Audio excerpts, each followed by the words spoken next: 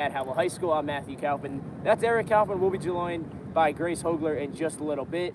First, let's break down these two teams. They're competing for a spot on the roster. That's really what today's about. And it's a blue and gray game for a reason. It's the blue team against the gray team. They've been practicing together. They've gotten the reps together. Now you got to show off your skills, and this is your opportunity to say, hey, I'm starting this year no matter what you think. Yeah, and that's going to be a big part of this, especially as you talked about competition, the quarterback position between Vince Meehan and Egan Elms. That's going to be a big part of what we're going to see today during the game. Now, you dig a little deeper into what these two did last year. Egan played 9 games. He was 71 of 114. He did have the 7 interceptions, and that'll be a key to our keys to the game in just a little bit. But the touchdown passes to his big receivers, you got guys like Kevin Maloney, Declan Flaherty, who's hoping to be 100% healthy this year. You also got Gavin Carr, Brandon Wright in the backfield, Juan DeJesus, Ryan Cross. So many weapons for Egan and Vin this year, and I think to split these two teams up today and kind of figure out what role for each player, it's going to be huge today. Yeah, especially when you talked about Juan and Brandon. That's going to help the quarterback position. The quarterback battle is going to turn out to be a big one, but helping them and giving them those two weapons in the backfield are going to play big parts in this game. Now, let's go to the run game, as you said. Brandon Wright, probably a beast in the backfield. He looks almost like Giants running back Saquon Barkley. His quads are huge. Besides the quads, look at the muscles on that guy. Good luck tackling him. He kind of reminds you of an NFL player, Derrick Henry. We know him pretty well, Eric. But break down what Brandon Wright could do for this Howell team this year. Well, he can get them a few of a third and short. He can give you those short yardage situations. If you put him in the goal line, he will give you those few extra yards to get closer and eventually get into the end zone. But if you put him in on first down, even out of the backfield, it puts you up in that third and short opportunities. Now, we mentioned Brandon Wright. We got to, of course, mention his other counterpart. That's Anthony Rivera, another guy that's huge. He's coming off 2 years ago, the ACL injury. He's back. He's healthy. He had a beast of a game last year right here at Howell in the regional invitational tournament game against Perth Amboy. He had 2 rushing touchdowns in that game. So for him to be healthy, for Brandon to be healthy, Shane Fox to be healthy, Juan to be healthy, health is the biggest key, and we know that in any sport.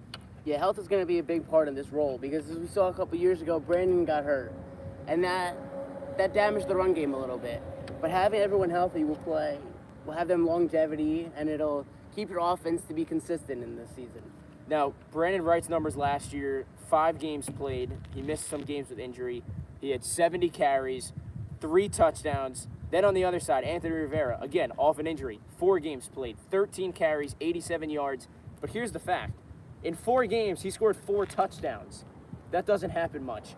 And the 87 yards total, only 2 of them were really big breakaway plays. Now let's go to the receiving game. And this is an underlooked part of the game for Howell because Egan Nelms, he's a lefty quarterback. It's not as common in football these days. He's a southpaw quarterback, which is a little different for players, and it mixes up your offense a little bit. Most receivers, as a righty quarterback, is going to have your star player on the right side of your thrower. They got to move him to the left. Now, with Kevin Maloney, Gavin Carr, Declan Flaherty, they had Damian Padilla last year, who's a senior. Jack Gardenstein last year, a senior.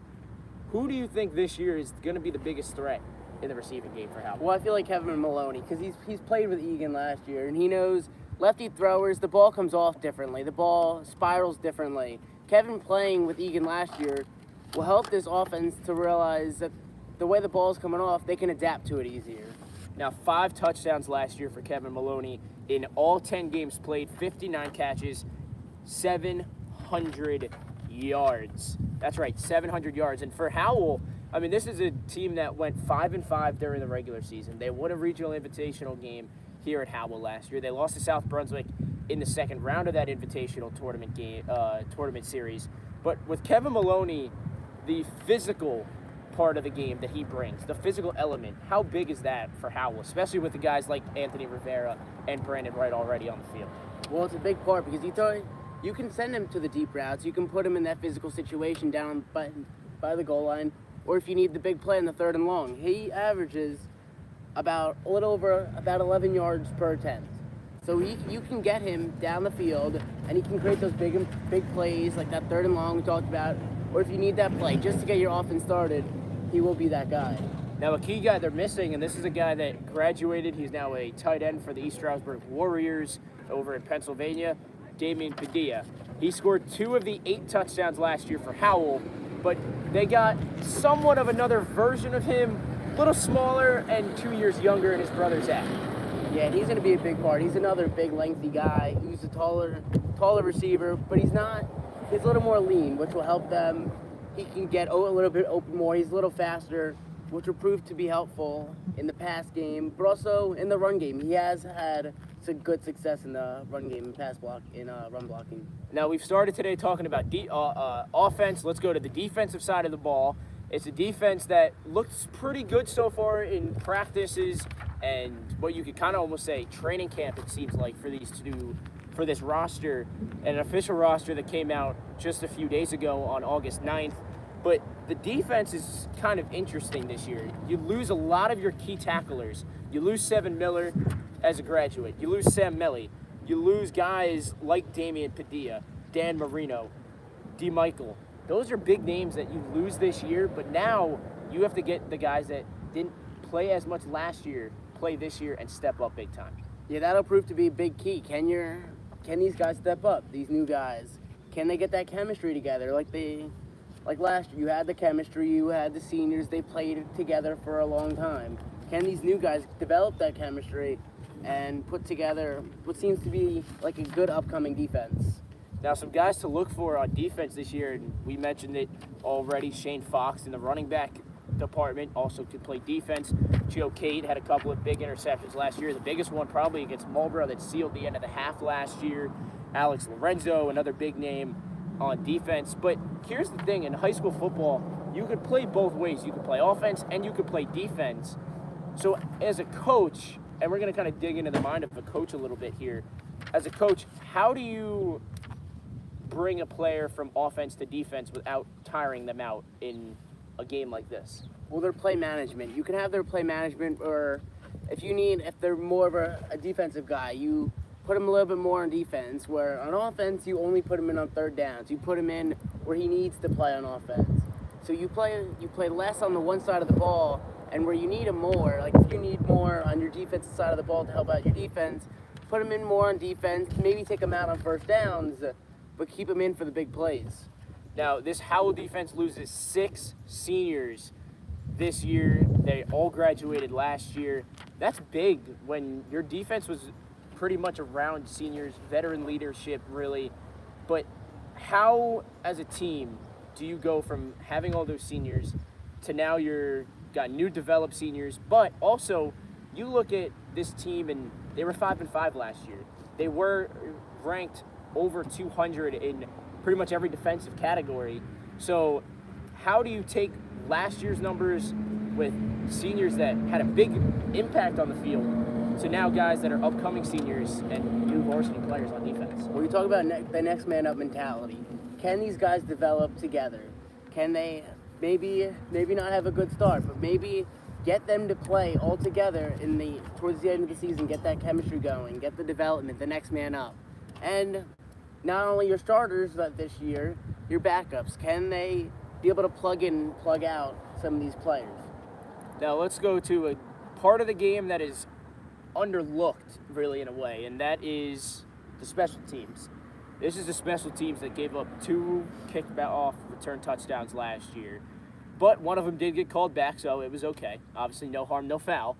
But, well, besides the penalty that was called. You have to look at what Howell was able to do in the return game. The speed that they have. Zach Padilla. They have guys like Kevin Maloney.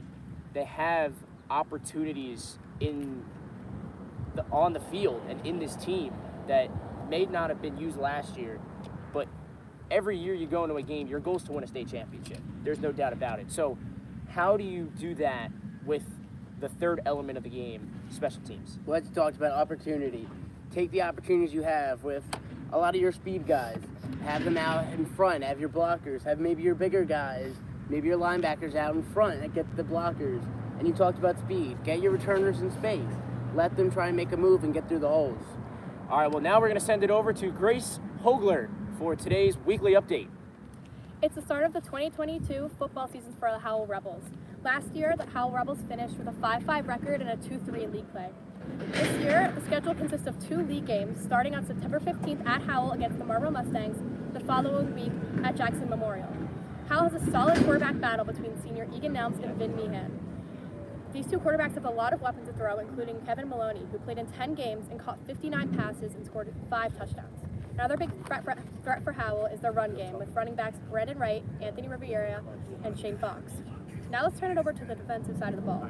Howell defense struggled last year as they were really high in the national average, and tackling is a huge part of their defensive game. They're ranked over 200 in every category. How does Howell's defense game change this year?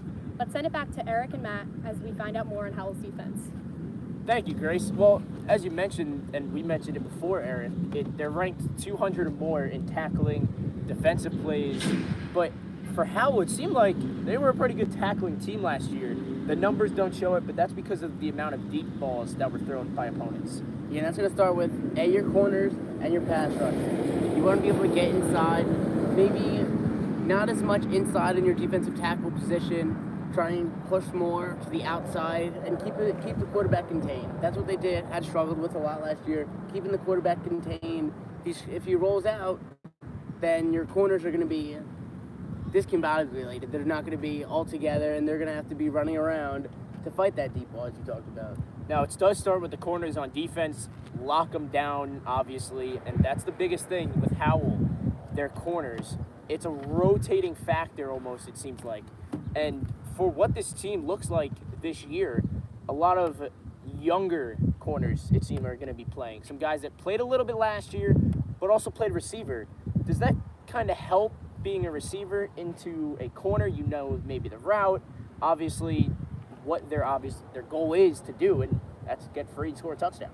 Yeah, going from receiver to corner helps a lot, especially in the timing. You know the receiver's timing, you know what their steps, you know what their advantages are. Maybe looking at tape, or if they make this move, they'll go this way. But being a receiver and being a corner, going from both sides, you can tell. Maybe this foot will do this. Maybe if he's leaning one way, he'll go a certain way. And that can just help you maybe in the deep ball position. If your corner sees that, he can back off a little bit more. Yeah, tape is something that maybe we need right now. Paper's kind of going everywhere with the wind. But again, a beautiful day. Nothing better than having football on a summer day. Let's go into other sports around Howell High School as we get ready for girls and boys soccer coming up in the fall, as well as obviously, of course, nothing better than some football, some hard-hitting big plays, and of course the beautiful crowd that we have.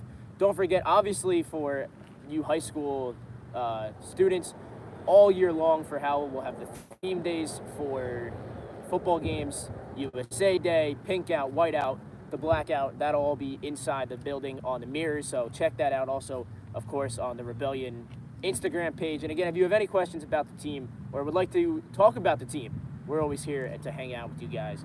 Now, let's go to how to watch tonight's game. And of course, you don't have a pregame and not have a game. You got to have a game. Tonight's game, obviously, the blue and gray game, that'll be on the YouTube account that this pregame is streaming from. So just go click the link, enjoy the game, and we'll be there. I'll be there to hang out with you guys for the game as well. So that'll be fun for you guys to watch. And again, if you have any questions, want to know more about the game, send us a message on Howell Hub's Instagram page or comment on a TikTok video that we make as well. Well, now let's get to tonight's keys to the game, and this is my favorite part of the game because, Eric, this is where we kind of break down and we get to be the coach without being the coach.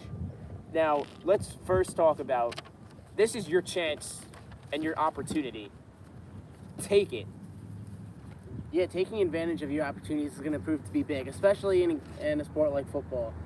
A coach sees something that they like, they're going to keep you on the field. If they don't see something that they don't like, it's very hard for you to get back onto the field because maybe the next man up, he will take advantage of your opportunities.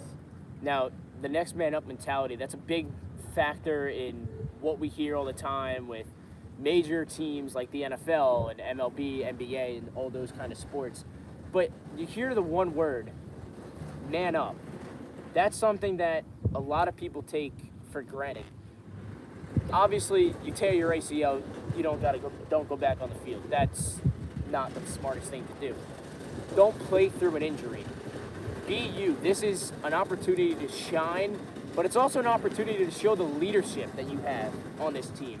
As a senior and a junior, for the freshmen, and maybe if there are freshmen and sophomores, this is how you show what you are. This is the leadership that you build. This is how you express yourself as a team member. And now let's break down the offense of keys to the game.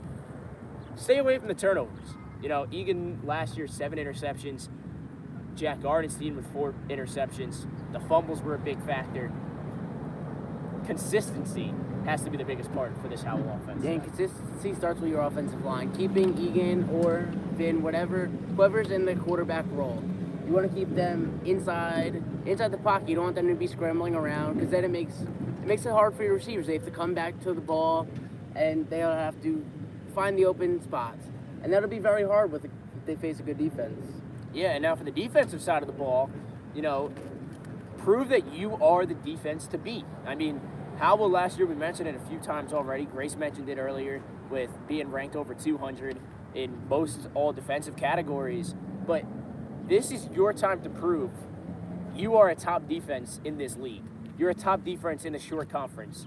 There's only 2 games that are in league play this year, and Grace mentioned them, Marlboro and Jackson Memorial. Those are the 2 games that have probably the better offenses, especially in the run game. I mean, you look at what Matt Cassidy did last year against Howell, right here at Howell High School. Ran for over 220-plus yards, had 2 rushing touchdowns, also had a defensive play that probably almost could have sealed the game for Marlboro if end of the game changed out a little differently. But for the defense, not only is it consistency, but it's motivation and take that ball mentality. Yeah, as you talked about defense, that'll be a big key. But you talked about the run game, how Cassie had over 200 yards against Howell here on this field. Being able to stop the run, get through the gaps, close your gaps, the A, B, and C gap. Getting into the hole, maybe forcing them outside to your corners, that'll help, and have your linebackers be able to crash the ball, what they say, crash inside, be able to force them to pass the ball. As we've seen, the corners a little bit faster, and they do have an advantage, but put the ball in the quarterback's hands and let him make a play. I like that. Crash the ball, crash the defenders. And for Howell, I mean, today it's going to be your team versus your team.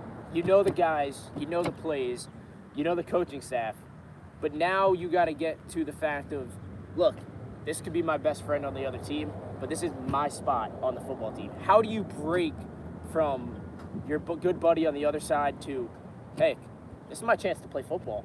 I want to start for varsity this year. Yeah, and that'll be a big part. You gotta put friends aside from sports. It's 2 different things. Once you're inside the lines, that's when everything has to shut out. You have to do your best and not care about whose feelings you're hurting. You gotta do what you want to do to make sure that you get onto the field on Fridays. Now, looking ahead to this year for Howell, it's a team that, again, 5-5 last year. They didn't finish at the top of the division or in the league, but something clicked, it seemed like. The offseason, in the weight room, so many guys in and out of the weight room day after day, week after week with Coach Hill. It seems like this team wants to play more and more and more. There's guys out here at 10 o'clock in the morning, 6 o'clock in the morning. You could drive by here at Howell High School and you'll see guys on the football field working their tails off. That shows how much Howell wants to win this year. Yeah, and as you talked about, being together in the weight room, there's guys on the football field, multiple guys. That's the chemistry we talk about. Having a lot of chemistry will make you win football games. Starts in the weight room. That's where it starts. Getting team bonding, making sure everybody's on the same page. Because when you're on the football field, you got to have that chemistry. You got to be on the same page. So if you're in the right spot and your teammate's in the right spot, you will make a play and you will win football games. Yeah, and you know, and for me, obviously, you know, not playing tackle football, not knowing the experience, but when you get out there and you put the pads on, you put the helmet on, you're a family, and that's what Howell is this year. It seems like they're family, they're there to play for each other side by side. And I'll tell you, today when you watch the game and you see someone score a touchdown, I guarantee we see some team celebrations. That's probably my favorite part of calling the game, to call the celebrations. Yeah, and that's a big part, that team. Team is a big key. having what we talked about, the chemistry, but the team, that'll be a big piece of this. Having the guys know that you can count on one another, knowing that they will be there for you whenever you need them. Yeah, and another thing that, and this goes from every coach is going to say this, and you'll hear it over and over and over again. And no, I'm not talking about Taylor Swift's song, Shake It Off. I'm talking about shake off the play that you made a mistake. Let it go. Next play mentality. That's the biggest thing. And I know Taylor Swift fans, you like it. Shake It Off. It's a great song. Don't get me wrong. But it's a football term now. Shake it off. Let the next play happen. Yeah, and getting the next play. If you have a bad play, you get a sack. You can't get rid of it. You got to throw it out of your mind. You give up a sack. If you're going to keep letting it get to your head, you're going to give up multiple sacks. You're going to hurt your quarterback. You're going to put your team in a hole where you're going to get that next man up mentality, and someone's going to replace you out on that field. Now let's bring it to today's final thoughts. And, well, obviously the biggest thought is come out here, you have fun. It's a beautiful day. There's a barbecue after the game. You're here with your friends. You're here with your teammates. But the more important thing is go out there and be you. Yeah, you want to be yourself. You want to be able to fight for that spot, as we talked about the competition. Fight for your spot and earn your spot on the field and play together. Playing together will earn you that spot. Showing your teamwork, showing how you care for everybody will put you in that spot to win games and will put you on the field. Now, how does Howell go out this year and win games? What is, in your eyes, the key point for Howell to go out and just be them, beat the Howell Rebels that we know? Well, the key thing is turnovers. As you talked about, Egan Elms having all those turnovers, but the turnovers and stopping the run. They had issues with stopping the run last year. That'll be a big key. Turnovers and having the run stop will be a big factor in winning games. And that's those big guys up front, obviously, to make those plays happen, crash the defense, obviously, as we mentioned. Now, looking at tonight, what do you want to see as a fan or just as a member of the Howell High School team? What do you want to see as a coach watching these guys come out here to compete? I want to see chemistry. I want to see players in the right spot, and if they make a bad play, don't blame it on somebody else. Own up to your own mistakes. And I want to see teamwork. I want to see players playing together, knowing what they're supposed to be doing, and on the sideline. I want to see players rooting for their teammates. I want to see excitement for your friends and all your teammates on the field. If they make a good play, let them know they made a good play. Yeah, and for a lot of people, watching the game, we'll have fans. It'll be loud. It'll be exciting. That's what Howell High School football is about. This place gets packed Friday after Friday after Friday. And for those of you that have never watched the Howell High School football game, you have some fun things coming to you. Obviously, the themes, the pink out, the t-shirts are going to be on sale. The white out game, no powder, by the way. But just to have fun, be out here, friends, bring your family, enjoy some football. And it's cheaper than going to an NFL game or a college game, I promise. The tickets aren't $150 for nosebleed seats, all right? But this place gets packed week after week. And for Howell, that's such a big thing. I mean, this is a school that isn't ranked number one in the nation. It's not ranked number one in the state of New Jersey. But for the fans to come in week after week and support the team, the teachers to be here, the staff, the other players, it just means more for Howell. Yeah, and it starts inside the school. Yes, everybody talks about what they're going to do, their meetups, but it all starts in that fan section.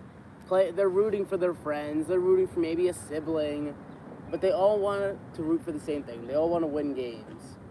And again, don't forget, you can watch all Howell High School home games right here on YouTube, as well as pre-games. Pre-games will be an hour before kickoff. So today, kickoff's at 3 o'clock, so the pre-game starts at 2. We'll go from 2 to 2:30 today, have the half hour to kind of set things up for kickoff, and then we'll be right here by your side for kickoff as well, as you can to sit back, relax, and enjoy the game. And, also another thing, and this is what we've been talking about, still trying to figure out the bridge and how this is going to really work out. But if you see, we are wearing the T-shirts, and you can get a good look at Grace's T-shirt as well. But we have T-shirts, and this is going to be where you guys come in. This is where our high school fans come in. If you want a free T-shirt that says Howell Rebels Game Day, and by the way, the best part of it is on the back of it, we got the We Are Live. And that's such a big thing here at Howell. And for those of you freshmen that are going to come in and be here for next week's pep rally, we are Howell. It's a family. Howell is a family. We Are Live. These guys here with us today, they're family. We love being here. We love talking football. So make sure you tune in to all the home games, the pre-games, the player interviews, and it's going to be fun to watch. Also on Instagram, we're going to have most likely a poll to pick who's going to score today's first touchdown, who's going to be the key player, and who might get an interview after today's game. Eric, what final thoughts do you have as we get ready to get this game kicked off here at Howell High School? Well, my final thoughts are have fun. Go out there, yes, on your spot, have competition, but have fun. Just do whatever you need to have fun, support your teammates, and just go out and enjoy yourself. Now, I think for me, obviously, as a high school player, go out there and be you. Do what you do best. Have fun, as you mentioned. That's the biggest thing. That's what they're here for. They're here to have fun.